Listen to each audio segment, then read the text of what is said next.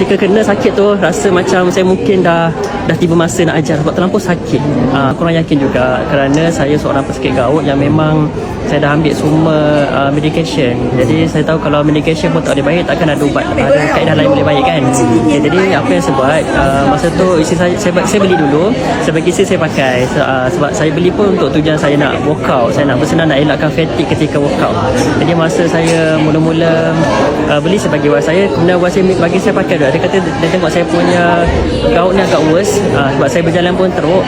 Okey, masa biasanya saya jalan turun tangga, saya akan jalan dalam keadaan teruk lah. Saya mengiring, saya akan jalan step by step. Macam ni jalan tu saya dah sakit. Kemudian masa saya solat, saya kena duduk. Sebab bila saya tak boleh buat pergerakan solat normal. Sebab kalau saya duduk ataupun saya duduk antara dua sujud, saya tak boleh diri balik. Ataupun saya tak boleh lipat kaki dan tak boleh duduk atas buku lali. Jadi macam sakit lah masa solat, je terpaksa duduk lah. Okay, jadi apa yang sebab mula-mula saya pakai set Alora. Okey, kesan dia dalam masa yang sangat cepat lah. Dalam masa satu malam saja, saya tiba-tiba boleh turun tangga. Saya pakai pada hari Selasa, pada hari Rabu pagi tu saya turun tangga laju tanpa sakit apa-apa.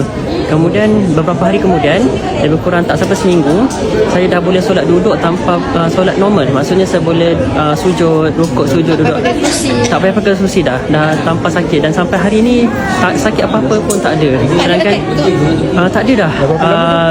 Saya sakit 3 tahun. Saya makan ubat, tapi uric acid saya tak pernah turun lah. Dia turun sikit sangat walaupun ada ubat. Jadi turun pun untuk kurangkan sakit yang teruk lah. Tapi bila dah pakai Alora, rupanya circulation kita dah berjalan. Kita ada jantung sekunder di betis, jadi dia bantu buat pergerakan darah yang baik. Jadi masa tu terus uric acid saya turun tau, daripada 600 lebih kepada 400 lebih je macam tu. Jadi dah banyak ada improvement. Jadi saya dah tak ada rasa macam lenguh tu, macam sangat-sangat banyak kurang, hampir tak ada lah.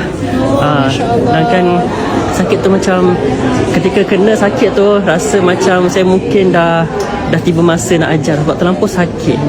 Tak boleh nak tahan lagi, walaupun dah ambil ubatan sakit pun masih tak hilang sakit tu. Sampai agak menyeksakan lah penyakit tu kan.